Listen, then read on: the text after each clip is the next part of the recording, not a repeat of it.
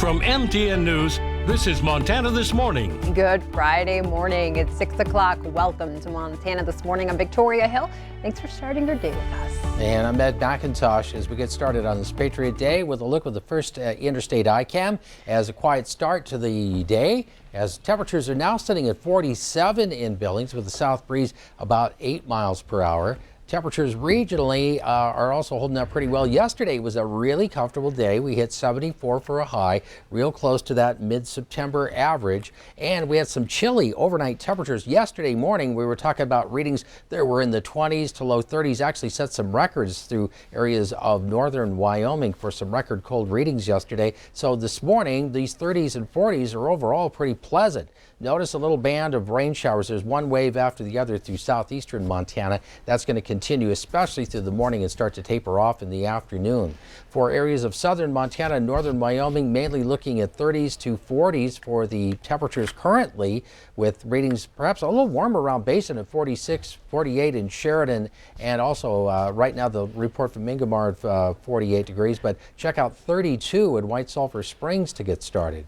Temperatures this afternoon all the way up into the low 80s, warmer than average, as today we commemorate everything that happened on 9/11. You know, the events of that day were so tragic, you know, to the point where I still get really emotional inside when I think back about it. But what happened afterward, do you remember how many American flags were hanging outside of absolutely. homes just everywhere, and seeing the country come together after that? I think we need something like that right now, because everyone is so divided, and it's hard to see. You can't escape it. You know, you see it out when you're out at the stores, you see it out, you know, when you're reading social media. And so I think a time for all of us to come together again, because that was just really nice feeling. It was. There was a great sense of patriotism, and a day like today, hopefully it can bring back some of those thoughts and remind us again. Exactly. All right, Ed, well, we do have some news, so I will get to it. Okay, thanks. Thank you. Our top story this morning, Billings police are searching for a missing 12-year-old girl and are asking for help to find her. Around 2 o'clock this morning, the Billings Police Department tweeted out this photo of Evelyn Prince. She's 4 feet 9 inches tall and was last seen wearing a light-colored shirt and denim shorts.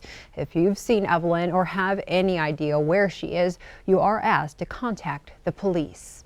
In other news, the state is fulfilling a request from Montana teachers and nurses by coming up with specific guidelines to handle potential COVID cases in schools. Governor Steve Bullock worked with health experts on the protocols and unveiled them at a press conference Thursday afternoon. They cover what symptoms to check for, when someone needs to be isolated or quarantined, and when they should be allowed to return to school. The guidelines also include what information schools can release if someone tests positive. It is important that the public knows when a student or staff member tests positive in school. And we're working on how we can make sure that parents and staff have the information that they need, while also protecting the privacy of individual students and teachers. The governor also announced additional funding for COVID relief programs, including $25 million for Montana nonprofits and more grants for Montana meat processors. The extra unemployment benefits for Montanans out of work have come to an end. Since the last week of August, many had received an additional $400 in federal funding to supplement traditional unemployment benefits. The Lost Wages Assistance Program was created by an executive order from President Trump to assist people who lost jobs as a result of the pandemic. In those 6 weeks, close to $60 million were distributed. Those unemployed workers will have to wait for any similar funding. In the U.S. Senate, it's back to square one after Democrats blocked a new Republican-led coronavirus relief bill. The Republicans needed 60 votes to advance it, but none of the chamber's 47 Democrats supported it. Republican Senator Steve DAINES said it's beyond disappointing that the bill failed. It included more money for businesses, schools, unemployment benefits, and COVID-19 testing. Democrat Senator Jon Tester said Republicans made no effort to compromise with Democrats and put forth a bill they knew would fail. A Republican-led effort to block mail-only elections in Montana this November is gaining steam with a new lawsuit. It argues voters in counties with traditional polling places will be at a disadvantage to the rest of the state. So far, just 10 Montana counties won't have an all-mail election. The suit comes a week after President Trump's campaign and several GOP groups filed a similar lawsuit. A Missoula district judge has consolidated the suits and will hold a hearing on September 22nd. Here in Billings, nearly $12 million in federal grants will help the city finish two major construction projects. The money from the U.S. Department of Transportation will fund the remainder of the Inner Belt Loop and the Skyline Trail. The Inner Loop will connect the Billings Heights with West Billings. The Skyline Trail will provide around 7 miles of continuous trail between Swartz and Zimmerman Park. In court news, a former Billings doctor admits he issued prescriptions just to line his own pockets. While working with Indian Health Services in Browning, Dr. Scott DeVos handed out a diabetes drug in exchange for $45,000 in kickbacks. The 68-year-old pleaded guilty to charges of conflict of interest. He faces a maximum of 5 years in prison and is set to be sentenced on December 10th. In Idaho, the case of the woman charged in connection with the disappearance of her children will now go to a jury trial. Lori Ballo-Daybell appeared in court yesterday. She pleaded not guilty to 2 felony charges of conspiracy to commit destruction and concealment of evidence. Ballo's children, 17-year-old Tylee Ryan and 7-year-old Joshua Ballo, disappeared last September. Their remains were found at a home of Ballo's new husband in June. A jury trial is scheduled for April.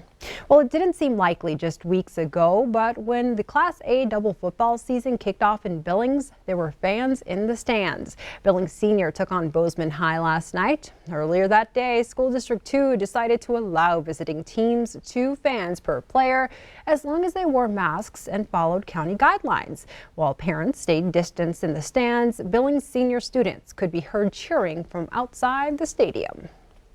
Not watching the game at all. I mean, it's pretty good to watch the friends that you've had in high school and way back, even in elementary, out there playing. I think it's great that they kind of opened it up, but still, being safe. So I'm glad they found, some level ground so that parents can still come out and watch. And Senior won last night 34-13. School District 2 Activities Director Mark Wall says if the administration feels it can manage the fans, it may increase to 4 fans per participant.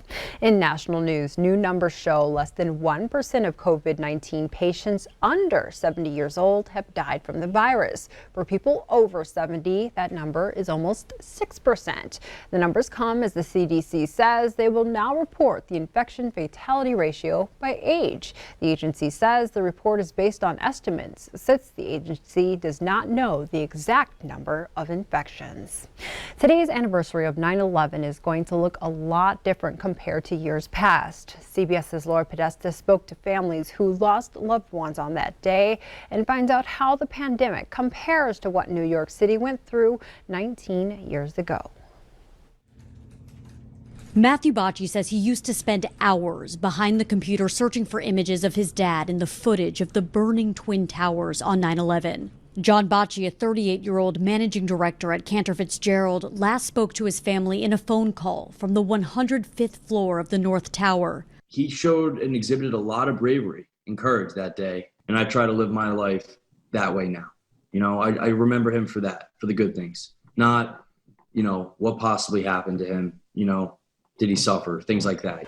Matthew says he always admired the way the nation came together after September 11th, something he's afraid is not happening during the coronavirus pandemic. Do you see any correlation between 9/11 and what's happening now? Absolutely, but the problem is the same unity and good that came from post 9/11 has not been the same now in a sense. BOCCHI believes what's missing is the universal feeling of patriotism. Instead, there's divisiveness. I feel like there's just so much hate in the world. Out of an abundance of caution due to the virus, many in-person memorial services have been canceled, including the ceremonial name reading of the fallen at Ground Zero. A recording of a past name reading will be played instead. Matthew is out with a new book called Sway, which chronicles his struggles with his father's death. He says getting sober helped him cope, but so did the support of his community. And he hopes the country can unite once again while facing the terror of a pandemic. Laura Podesta, CBS News. Here in Billings, City College at MSUB will host a virtual 9/11 Remembrance Ceremony. Montana Senator Steve Daines and Jon Tester will speak along with Representative Greg Gianforte. The event will include a presentation of colors